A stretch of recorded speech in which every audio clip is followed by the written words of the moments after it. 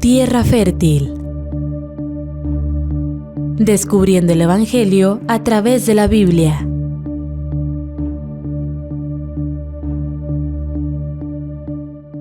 Antes de regresar al texto que leímos hace rato, que está en Hechos 2, vamos a poner un poquito de contexto de lo que ocurre en Hechos 2, ¿sí? Acuérdense que en Hechos 2, ¿qué es lo que ocurre cuando Jesús les da, qué orden les da Jesús más bien cuando Él asciende? Les dice, quédense unánimes orando porque van a recibir el Espíritu Santo, el Consolador. Muy bien. Entonces aquí estaban los discípulos orando juntos, ¿verdad? Y en ese momento son llenos del Espíritu Santo. ¿Y qué es lo que pasa cuando son llenos del Espíritu Santo? Comienzan a hablar en otras lenguas. De tal manera que pues ellos estaban predicando, estaban hablando, ¿sí? Y los extranjeros se sorprendían de escucharles hablar en su lengua natal. Decían, ah, caray, ¿cómo estos que nunca han ido allá a mi tierra, ¿sí? Imagínense los egipcios, ¿no? ¿Cómo estos que no han estado en Egipto hablan lo que yo estoy, mi lengua, ¿no? Como estas personas que no han estado, y todas las naciones que estaban ahí representadas, nunca han estado ahí y pueden hablar claramente en mi lengua, ¿no? ¿Y qué es lo que hablaban? Ellos pues hablaban las maravillas de Dios, prácticamente están exaltando a Dios, declarando sus maravillas. Y justo aquí es cuando yo diría el ministerio de Pedro es revelado, porque aquí es justamente cuando Pedro tiene su primer discurso. Y aquí es cuando Pedro dice, ok, amados hermanos, les voy a predicar. Ahí les va su lluvia de piedras, así es que prepárense, ¿no? Y en este discurso que da, pues habla de las maravillas del Señor Jesús, comparte literalmente el Evangelio, hace un exhorto a quienes estaban ahí escuchando de otras tierras, y les decía, hey, un momento, estos que están aquí no están ebrios, porque la gente decía, esos que están hablando en otras lenguas están borrachitos, ¿no? Algo se echaron. Entonces Pedro sí les dice, no están ebrios, ¿no? Y comparte literalmente el Evangelio. Y no solo eso, que les insiste en el arrepentimiento y el bautismo, ¿sí? Quieren seguir a Cristo, hay que arrepentirse y hay que bautizarse. Y lo dice y lo vuelve a decir. Entonces partimos de aquí, ahora sí, a nuestra lectura que hicimos. La voy a leer otra vez nada más para que quede como que bien el contexto, ¿no? Entonces pasa todo esto y dice Hechos 2:41, así que los que recibieron su palabra, así que los que recibieron su palabra fueron bautizados y se añadieron aquel día como 3,000 personas y perseveraban en la doctrina de los apóstoles, en la comunión unos con otros y en el partimiento del pan y en las oraciones. ¿Ok? Versículo 43. Y sobrevino temor a toda persona y muchas maravillas, señales eran hechas por los apóstoles. Todos los que habían creído estaban juntos y tenían en común todas las cosas, y vendían sus propiedades y sus bienes, y los repartían a todos según la necesidad de cada uno. Y perseverando unánimes cada día en el templo, y partiendo el pan en las casas, comían juntos con alegría y sencillez de corazón, alabando a Dios y teniendo favor con todo el pueblo, y el Señor añadía cada día a la iglesia los que habían de ser salvos. ¿Ok? Entonces, realmente nos damos cuenta que esto que ocurre en Hechos 2 se convirtió en la vida cotidiana de los discípulos. Era el día a día de los primeros cristianos. Esto ocurría vez tras vez. Si quiere buscarlo, búsquelo. Si no, escúchame nada más. Si está tomando notas, apunta los versículos. Lo leemos también, por ejemplo, en Hechos 4:32 al 35. Dice, y la multitud de los que habían creído era de un corazón y un alma, y ninguno decía ser suyo propio nada de lo que poseía, sino que tenían todas las cosas en común. Y con gran poder los apóstoles daban testimonio de la resurrección del Señor Jesús, y abundante gracia era sobre todos ellos. Así que no había entre ellos ningún necesitado, porque todos los que poseían heredades o casas las vendían y traían el precio de lo vendido y lo ponían a los pies de los apóstoles, y se repartía cada uno según su necesidad. Hechos 6:7 dice, y crecía la palabra del Señor y el número de los discípulos se multiplicaba grandemente en Jerusalén. También muchos de los sacerdotes obedecían a la fe. Hechos 12:24. pero la palabra del Señor crecía y se multiplicaba. Hechos 13:49. Y la palabra del Señor se difundía por toda aquella provincia. Y por último, Hechos 19:20. Así crecía y prevalecía poderosamente la palabra del Señor. Era el día a día de los primeros cristianos. Predicar la palabra, que se extendiera el reino, que la gente se convirtiera. Eso era la iglesia primitiva. ¿Y cómo es la iglesia actual, hermanos? No me contesten. Vamos a seguir estudiando, vamos a seguir aprendiendo. Entonces, ¿qué se resume aquí? Si se fija, en esto que leímos, se resumen las características de la vida en común de la iglesia. Y ya lo leímos, ¿no? O sea, era un repetirse, ¿no? Era un continuo. Y también se incluyen los elementos esenciales necesarios en el discipulado cristiano. ¿Qué decíamos hace un rato? Que somos discípulos haciendo discípulos. Entonces, pues esto también lo vemos ahí, ¿no? Como es enseñar sobre la persona y obra de Jesús. Lo vemos, se hacía constantemente. Se enseñaba sobre quién era Jesús, qué había enseñado Jesús, qué ganamos a través de Jesús, qué obtenemos a través de Jesús, ¿no? Se enseñaba sobre la responsabilidad cristiana como seguidores de Jesús. Se daban las ordenanzas, ¿no? Se veían los sacramentos, vamos a ver ahorita un poquito más desglosado, ¿no? Se veía la comunión de Cristo con sus discípulos, ¿sí? ¿A través de quién? Del Espíritu Santo que estaba ahí morando, ¿no? La cena del Señor queda ahí instituida también ya como un sacramento. Se habla de la vida de oración y obviamente la comunión, ¿sí? Y nos dice que tenían todas las cosas en común. ¿Por qué todas las cosas en común? Ojo, recuerde que estamos hablando de los inicios de la iglesia. No había nada establecido, no había una organización como la vemos ahorita nosotros. Nosotros podemos hablar de la iglesia que le guste, la iglesia bautista, la iglesia como nosotros, la iglesia presbiteriana. Puede hablar prácticamente de cualquier iglesia y hay una organización atrás. Estamos hablando que detrás de estos hombres no había nada. No había una organización.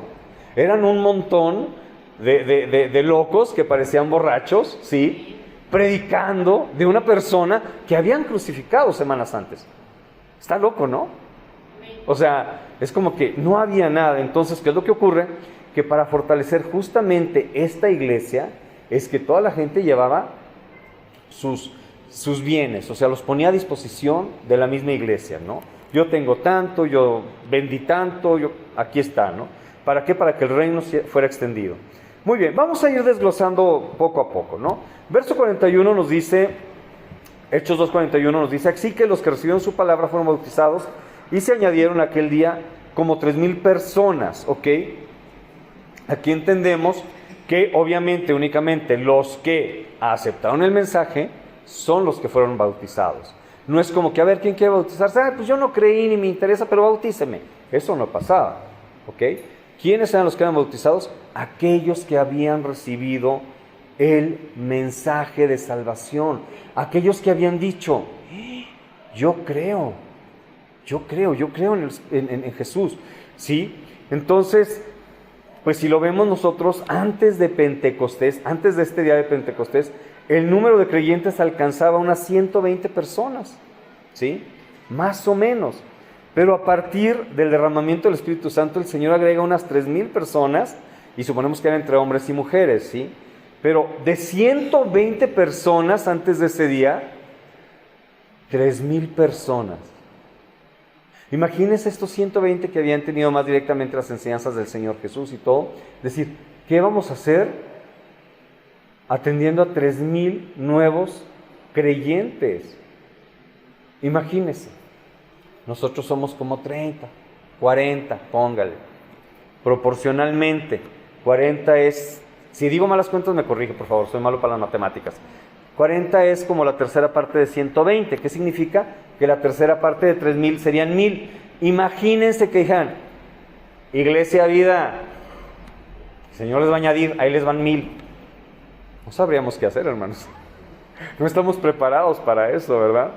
Pero imagínense, nada más para que tenga la idea del crecimiento tan exponencial que se da, ¿no?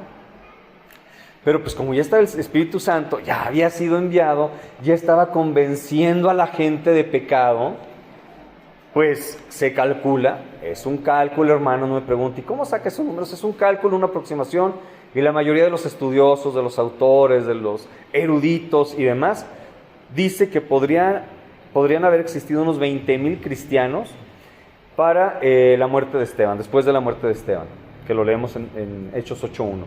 Imagínense, 120, 3,000, 40 días después, 3,000, ¿sí? Y de 3,000, 20,000 para después de la muerte de Esteban.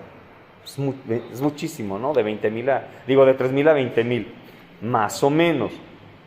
Entonces, ahí viene la parte tan importantísima, de lo que es el mandamiento en Mateo 28, 19 y 20, que dice: por tanto, id y hacer discípulos a todas las naciones, bautizándolos en el nombre del Padre, y del Hijo, y del Espíritu Santo, enseñándoles que guarden todas las cosas que os he mandado, y he aquí, yo estoy con vosotros todos los días hasta el fin del mundo.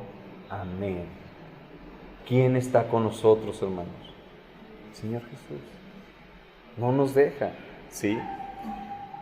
Ir y hacer discípulos. Justamente ahí, en lo que acabamos de leer, con esa conversión de las 3,000 personas, comienza la gran comisión. Ahí comienza. Se cree, se bautiza, se adoctrina. Hermanos, yo no sé cuánto duró el sermón de Pedro. También, si se pone a investigar, van a ver quienes digan que había durado horas y no sé qué tanto. No sé, no hay un registro, no sabemos con claridad cuánto pudo haber durado. ¿Pero qué le gusta? ¿Que haya durado 3, 4 horas? Póngale. No se alcanza a entender toda la doctrina. No se alcanza a entender toda la magnitud de lo que es ser cristiano. No se alcanza a entender todo lo que Jesús hace por nosotros en 4 horas. Póngale. No se alcanza. ¿Sí? Entonces por eso creyeron, fueron bautizados, pero después se sigue trabajando en ellos. Se sigue adoctrinando, como lo vamos a ver más adelantito.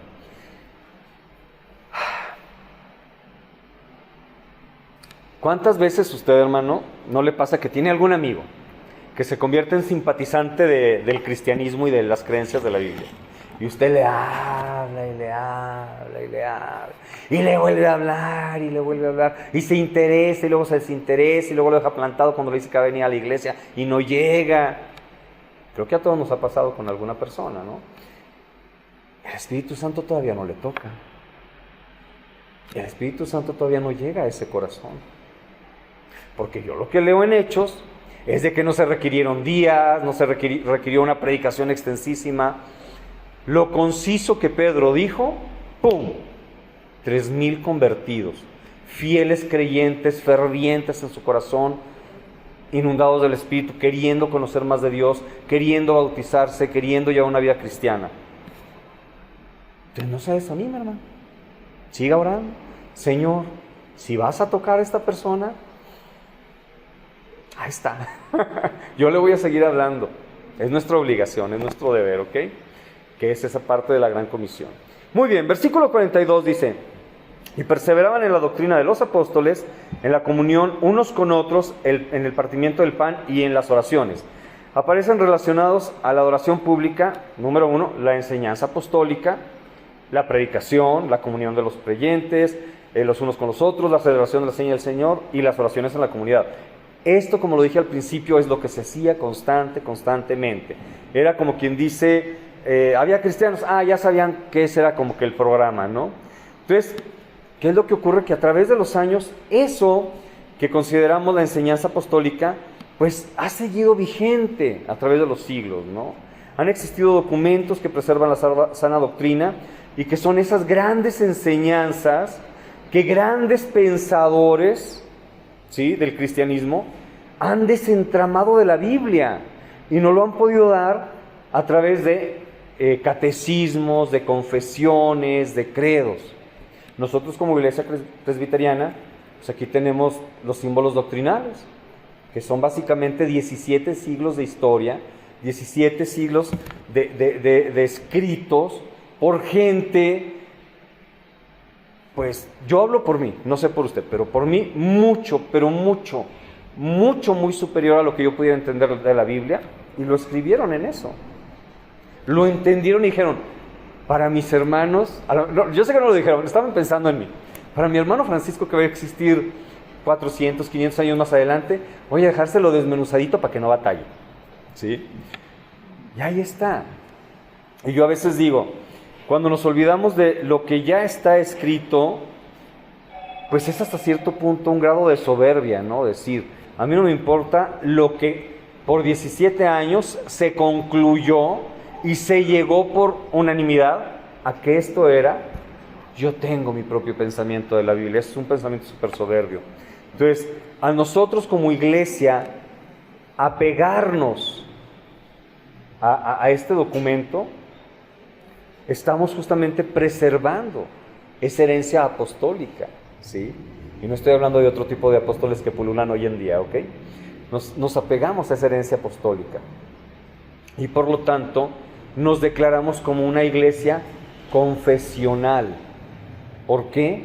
Porque nosotros fundamentamos lo que creemos, obviamente, primeramente en la Biblia, y creemos fielmente que lo que creemos de estas confesiones parte directamente de la Biblia en la que creemos. ¿Amén? Ok, los veo muy callados, no sé si ya los dormí o qué.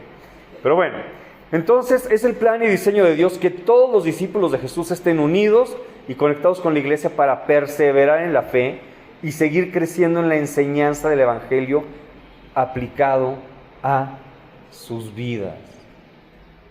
A mí por eso me encanta el devocional que tenemos las mañanas, ¿sí? Y si no lo tienes porque no está en el grupo, y si no está en el grupo, díganos y lo metemos. Y si no está en el grupo y no quiere estar en el grupo de la iglesia, dígame y lo meto al grupo nada más del devocional, y ya se queda escuchando nada más el devocional. Y a mí me encanta, porque las enseñanzas es cómo aplico el día de hoy el Evangelio a mi vida, ¿sí? Con las relaciones, con la crianza, cualquier aspecto de la vida. ¿Cómo aplico el Evangelio el día de hoy? Muy bien. Versículo 43, y sobrevino temor a toda persona y muchas maravillas y señales eran hechas por los apóstoles.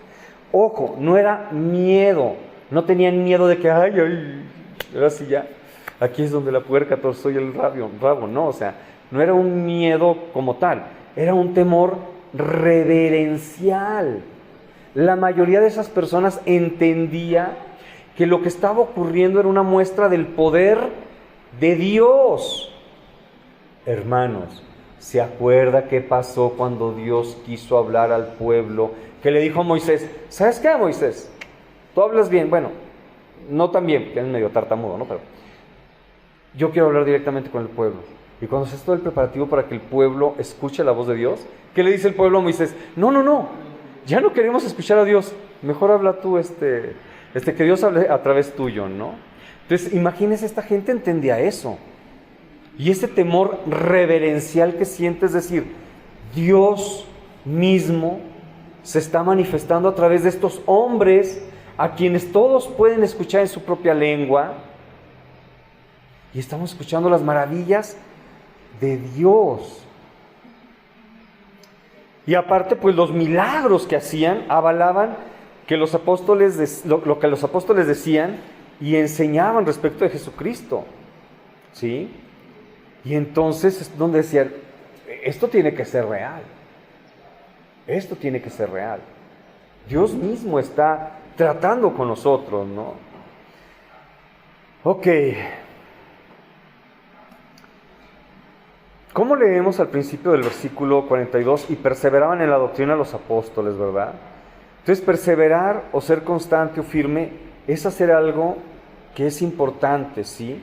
Y aparte perseverar, ser constante o ser firme, o estar firme en lo que hace, ¿sí? Es una evidencia genuina de la conversión.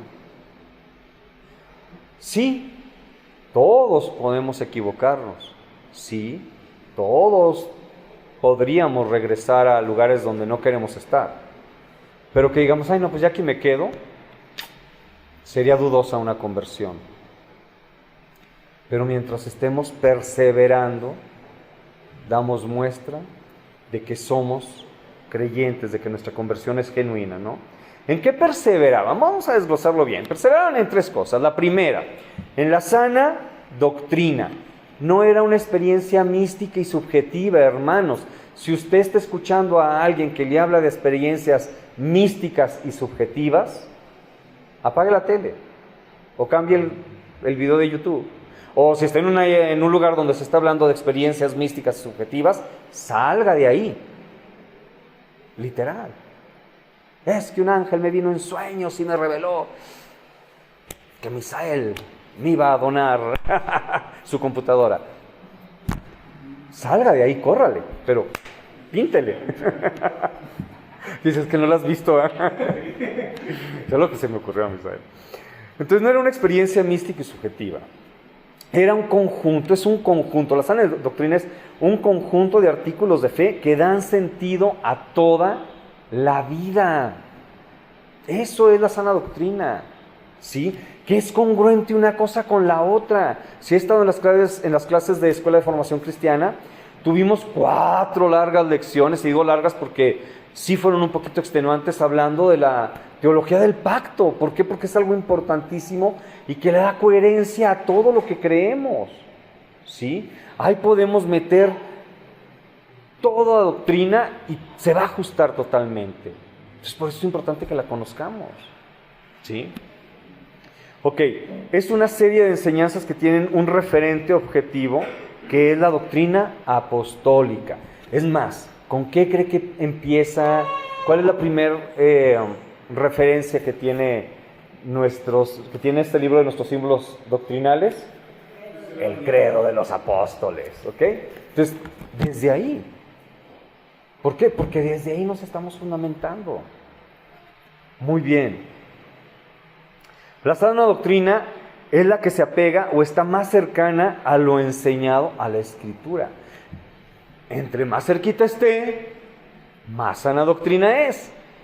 Entre más se empiece a alejar, vaya usted a saber qué será, pero sana doctrina ya no es. A veces nos venden un evangelio con el nombre de evangelio, pero no es evangelio. Lea Gálatas, pasaba desde ahí, pasa hoy en día, ¿no? Nosotros como iglesia contemporánea estamos siendo desafiados todo el tiempo por ideas, filosofías y enseñanzas engañosas. Quisiéramos pensar que están allá afuera, pero están adentro. Están adentro. ¿Sí? Hay un movimiento muy fuerte ahorita que dice que no hay Trinidad, que solo es Jesús. Hay una agrupación muy famosa, no voy a decir el nombre porque la verdad no me lo sé muy bien. Daniel se lo debe saber. Hay una agrupación muy famosa que incluso ha cambiado la letra de las canciones porque dice no hay Padre, Hijo y Espíritu Santo, solo hay Cristo. ¿Sí? Si han escuchado esa canción, dice recibe toda la gloria, recibe toda la honra. Bendito, Hijo de Dios, ¿no? Ya le cambiaron. Es bendito Señor Jesús. ¿Por qué? Porque ellos dicen no hay Padre, no hay Hijo y no hay Espíritu Santo, solo Jesús. Eso es una herejía, hermanos. Eso es una herejía.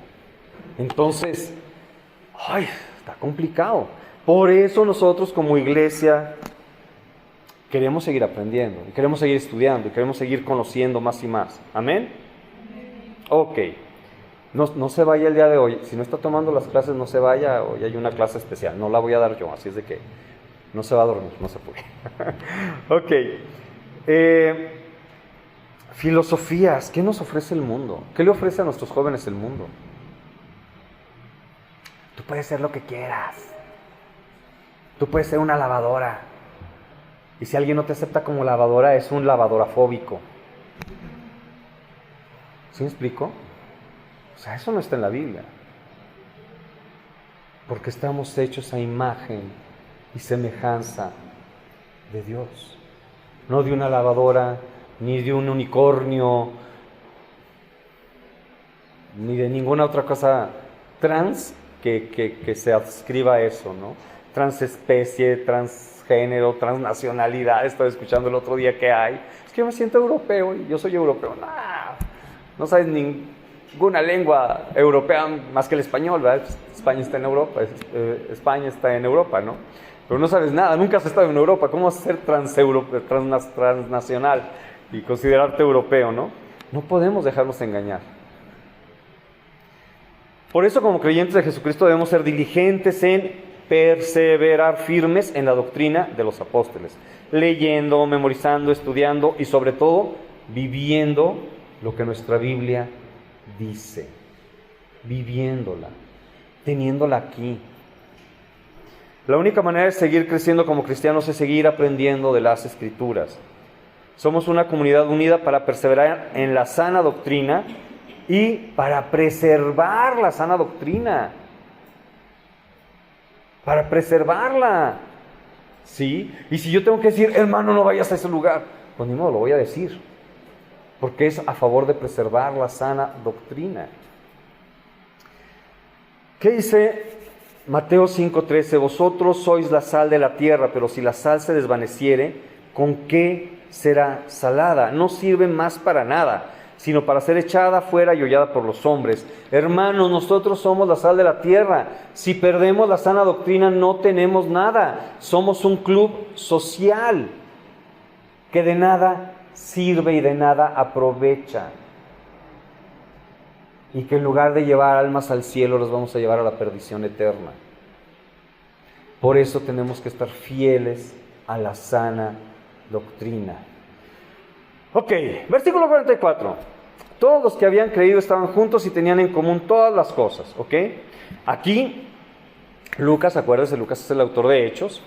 Es la primera vez que llama creyentes a los seguidores de Cristo. ¿Sí? Ahí se pone el nombre, ¿no? Y toda la gente, pues, que cree en Él, puede compartir en la unidad, ¿sí? Que se hace visible en la adoración y en la vida en comunidad, ¿no? Entonces, nosotros como creyentes, nosotros como cristianos, podemos compartir todo esto. 45, vendían sus propiedades, sus bienes, los repartían a todos según la necesidad de cada uno, ya lo expliqué hace ratito. 46, y perseverando unánimes cada día en el templo, y partiendo el pan en las casas, comían juntos con alegría y sencillez de corazón. Perseverando. ¿Se fija cómo repite esa palabra? Y perseverando, y perseverando, y perseverando. Día a día, no en ocasiones, no una vez por semana. Día a día es diario, todos los días. ¿Sí? Hermano Manuel, ¿cómo está? ¿Qué le pasó? ¿Cómo anda en la semana? ¿Sí? Y así preguntándose, estando en comunión. Oye, hermana, ¿no? Hermana Nico, ¿cuándo me va a invitar a las tortillas de harina que me ha prometido? Digo, hablando de, ¿no? Compartiendo el pan. ¿Sí? Estando ahí unos con otros. Entonces, diariamente se reunían en sus casas para comer el pan y reafirmar la unidad que poseen en Cristo. En Cristo somos uno. Cristo no está dividido. Entonces, ya dije una, ¿no? Que era la sana doctrina. ¿En qué más perseveraban? Pues en la comunión. ¿Sí? Es imposible tener una relación bíblica y correcta con Dios sin tener una relación creciente con otras personas en Cristo, con otros discípulos de Jesús. Porque si alguien dice que ama a Dios y no ama a su hermano, pues es mentiroso. Cristo no está en él. ¿Sí? Entonces, si decimos que amamos a Dios, tenemos que amar a nuestro hermano. Tenemos que conocerle. Oye, ¿cómo se llama el hermanito que se sienta atrás? Ay, no sé, pero yo lo amo. Son incongruentes, ¿no? O sea, ¿no sabes cómo se llama y dices que lo amas? ¿Cómo? No tiene lógica. Si nos amamos, compartamos, participemos de la vida de unos y de otros, ¿no? Vivimos en un mundo que cada vez es más individualista, ¿sí? Y es más, si hay algún maestro, Miss Hanaí, si hay algún maestro aquí, cada vez le cuesta más trabajar a los niños de forma colectiva, en equipo. Ay, no, yo solo. ¿A poco no? Cada vez es más complicado. Y los medios digitales no nos ayudan. Porque tenemos como que unas comunidades virtuales enormes, pero con las que no interactuamos realmente con nadie. Y nuestras interacciones son, ay, me dieron un like, le di un me gusta. Esas son nuestras interacciones. nos vuelve más sociales, más compartir vivencias, más tener comunidad. No, nos vuelve más individualistas, ¿no? Entonces, ojo, tenemos que salir de esa burbujita y empezar a interactuar. No se puede vivir el cristianismo en solitario. En el cristianismo no hay llaneros solitarios en ningún sentido. Ni si eres misionero, ni si vas a predicar, ni si vas a evangelizar. No existen los llaneros solitarios. Porque mismo tienes un cuerpo atrás que está orando por ti.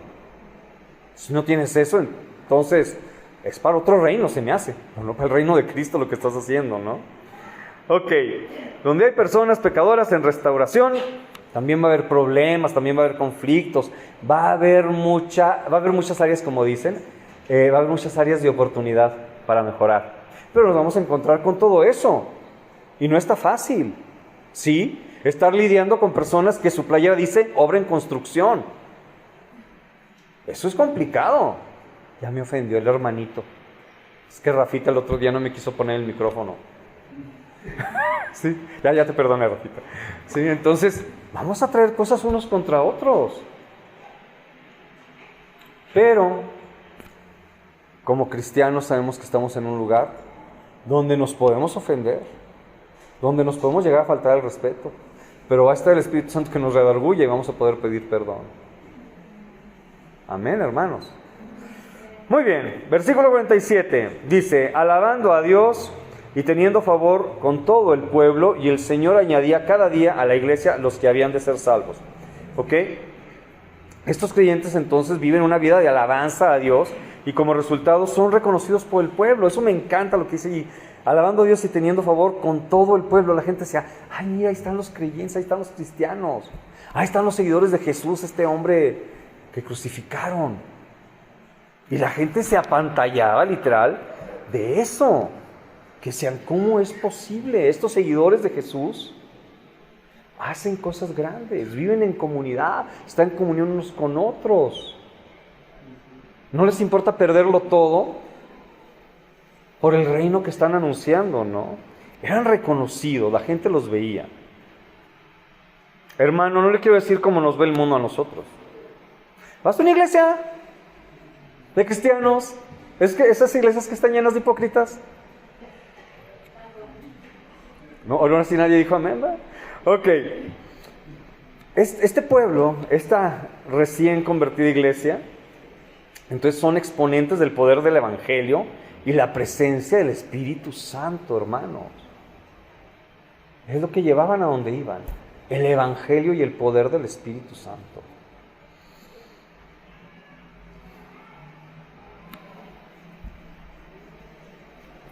Muy bien, en esta parte donde dice que el Señor añadía cada día a las iglesias los que habían de ser salvos, no está hablando de un ¡pum!, ya, fueron salvos, no, sino de algo gradual, sino que cada día había más convertidos, y cada día salían, predicaban, y el Espíritu Santo tocaba más gente y se convertían.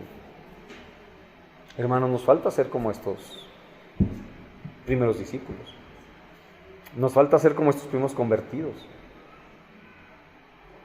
Sí. Y finalmente también ¿en qué perseveraban? Pues en lo que llamamos medios de gracia. ¿Cuáles son estos medios de gracia? Pues la iglesia del Nuevo Testamento era constante, firme y perseverante en varias cosas, ¿no? Que son los medios que Dios ha usado para el crecimiento de sus hijos, de su pueblo. La palabra, la oración y los sacramentos. Aquí en específico menciona varias veces la cena del Señor, ¿sí? Aunque también antes se habla del bautismo, que es otro sacramento, ¿no? Entonces la oración, que era considerada como un recurso cotidiano para relacionarse con Dios. De repente, ¿usted cuántas veces ora al día, hermano? No, pues 3 en cada alimento, 4 si hay colación. Ándele, amén, aleluya, ¿no? No, y su momento devocional en el día que ora, ¿no? La cena del Señor era practicada en el contexto y la fraternidad y comunión unos con otros, pero eran perseverantes en ella. Entonces, hermanos, si no nos estamos ejercitando en la palabra, si no estamos orando lo suficiente, si no estamos participando constantemente de la cena del Señor, sin duda somos una iglesia débil, vulnerable, estancada y fácilmente que puede ser derrotada. Yo no quiero ser una iglesia así. Entonces, ¿qué nos falta? Perseverar en todo esto que hemos hablado, hermanos. Juan Calvino, cuando habla en su comentario sobre el libro de Hechos, dice que son justamente estas 4 marcas de la iglesia, ¿no? Lo que dice justamente el versículo 41, ¿sí? Que es, no es cierto, perdón, 42, que es la doctrina de los apóstoles, la comunión unos con otros, la Santa Cena y las oraciones, y que estas 4 son la evidencia de que la iglesia es sana. También en su libro, Institución de la Religión Cristiana, dice literalmente: hemos puesto la predicación de la palabra y la administración de los sacramentos como marcas y señales para conocer la iglesia, porque estas 2 cosas no pueden existir sin que por la bendición de Dios fructifiquen y prosperen. Hermanos, si esto lo leemos ahorita, parecería que estamos diciendo, hay que diferenciarnos de otras iglesias cristianas, que a lo mejor no están arraigadas en la sana doctrina. Podría ser, ¿no? O los sacramentos no son tan importantes. Pero cuando Calvino lo escribe, él no estaba pensando en otras iglesias cristianas, no había otras iglesias cristianas. Esto lo hace en comparativa con la iglesia católica. Y él está diciendo, en la iglesia católica no se está predicando la palabra. No se está siguiendo lo que los primeros apóstoles dijeron. ¿Sí? No están siguiendo esa constante redescubrir de la palabra que está en sus raíces. Recuerde cuando Lutero dijo, esto tiene que cambiar. Él no se fue a buscar y a decir, a ver, ¿qué me revela Dios? No. Él se fue investigando hacia atrás, hasta que llegó más o menos al siglo VI y dijo, aquí esto no estaba tan incongruente con lo que es la Biblia. Y son los padres de la iglesia, no lo que está escrito del siglo I al siglo VI. Y se fue hasta allá. ¿Para qué? Para decir, ok, aquí sí podemos rescatar. Tanto que mucho se retoma de San Agustín y de otros escritores de esos primeros siglos, ¿no? Muy bien, entonces, nada más para que tengamos el contexto, cuando Calvino escribe esto, no estaba pensando en otras iglesias cristianas, estaba pensando directamente en la iglesia católica, en esa comparativa con la iglesia católica. Ya ando acabando, hermanos, no se me desesperen. R.C. Sproul señala también que las marcas de una iglesia verdadera han sido definidas históricamente como, número 1, la predicación verdadera de la palabra de Dios. Si usted escucha sueños y profecías, no es la palabra de Dios. La palabra profética más segura está escrita ya, es la Biblia, ¿no? 2, el uso de los sacramentos de acuerdo con su institución, bautismo y Santa Cena. 3, la práctica de la disciplina de la iglesia. No me voy a meter en eso. Ok, entonces es muy importante notar lo que ocurre con la iglesia perseverante. ¿Qué dice el versículo 47? Y el Señor añadía cada día a la iglesia a los que habían de ser salvos. Hermanos, nosotros tenemos que ser esa iglesia perseverante. ¿Por qué? Porque el Señor mismo es quien añadió esos 3,000. No fue la elocuencia de la predicación de Pedro. No, sin duda Dios lo usó. Sin duda el Espíritu le dio que hablase. Pero no fue lo que habló, sino que el Espíritu Santo hizo en aquellos corazones de esas 3,000 personas. Que nomás con escuchar una palabra dijeron, sí, ya me convenciste. Dice, yo tengo 3 años predicándole a mi vecino y no logro nada. No es su obra, no es mi obra, es el Espíritu Santo. ¿Ok? ¿A través de qué? A través de la predicación del Evangelio se añaden a la iglesia los que son salvados. Amén. A través de la predicación del Evangelio. Hermano, qué bueno que usted vaya y le dé su testimonio. Pero no es a través de eso que va a ser salvado. La Biblia es clara, a través de la predicación del Evangelio. ¿Sí? No es porque usted vaya y le ayude a pintar su casa. No. Eso va a decir, ay, qué buen corazón tiene. Y a lo mejor va a permitir que si hay una fricción ahí o una división, se rompa. Pero no es a través de eso, es a través de la predicación del Evangelio. ¿Ok? Muy bien. Hechos 2:39, poquito antes de lo que leímos y que tiene el contexto, dice ahí, lo que parte del discurso de Pedro. porque para vosotros es la promesa y para vuestros hijos y para todos los que están lejos, para cuantos el Señor nuestro Dios llamare. No es suyo, no es mío, no está en usted, no está en mí, está en Dios, que es el que llama, quien ya eligió. Y entonces, ¿qué hago yo? Predicar el Evangelio, porque la fe viene por el oír la palabra de Dios. Y si nunca la escuchan, pues ¿cómo llega la fe? Usted tiene que seguir predicando el Evangelio. Y los que ya han sido llamados, aquellos que son los elegidos, son los que Dios va a hacer la obra en su corazón y decir, ya te entendí. Como las matemáticas. Yo sé que a muchos les ha pasado esta experiencia. No entiende una matemática, no entiende. Y de repente hay un día en la escuela que es como si, ya le entendí. Así es el Evangelio. Bueno, más poderoso y contundente, pero es un buen ejemplo. De repente se nos ilumina. Pero mientras no se nos ilumine, para vosotros es locura. Para aquellos que no han creído es locura el Evangelio. ¿Ok? Ok, entonces por eso más que nunca debemos de tener la convicción de que Dios me unió a la comunidad de discípulos para perseverar en la sana doctrina, en la comunión y en los medios de gracia. Estos tres elementos pueden ser considerados como los signos vitales que nos indican si como iglesia somos una iglesia viva o estamos medio muertos. Somos discípulos hechos para discipular a más personas, conectándolos con la comunidad de los discípulos de Jesús, la iglesia. Y esto, hermanos, es para la gloria de Dios, no nuestra. Ay, el hermano Misael, ¿cómo trae gente a la iglesia? No es para su gloria, es para la gloria de Cristo. Gracias, Misael, por traer gente. Pero no es para su gloria. Y a veces nos desenfocamos. Entonces, hermanos, los animo a que seamos perseverantes. No salgamos de la sana doctrina, sigamos en comunión y sigamos perseverando también en los medios de gracia. Amén, hermanos.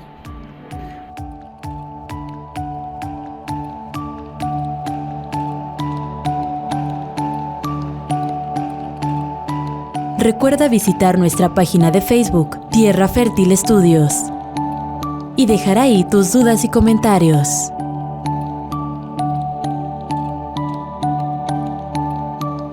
Tierra Fértil.